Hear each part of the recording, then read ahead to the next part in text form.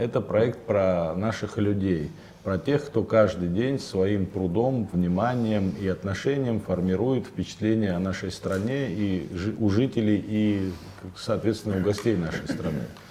Но ни для кого не секрет, всей страной мы говорим, что драйвером экономики Абхазии, локомотивом абхазской экономики является туризм, и потому очень важно, когда мы говорим о туризме, мы не можем только говорить, значит, о наших природных каких-то ресурсах, но мы в том числе говорим и о сервисе.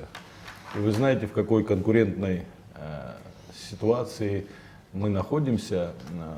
Все страны сегодня борются за туриста, и надо отметить, что вокруг нас, вокруг Абхазии, есть очень развитые туристические страны, регионы, как соседние, вот через границу Большой Сочи, так и, значит, давным-давно всем известные турецкие курорты, соседи в Грузии развивают туризм. По этой причине бороться за туриста нам придется в конкурентной, скажем так, борьбе. И, конечно, здесь на первый план выходит сервис. Так вот, мне кажется, что в первую очередь этот проект направлен на развитие культуры сервиса в стране. Мы должны попробовать найти, отметить тех людей, которые лучше всего презентуют нашу страну, которые лучше всего, значит, уже сегодня или за последние годы научились оказывать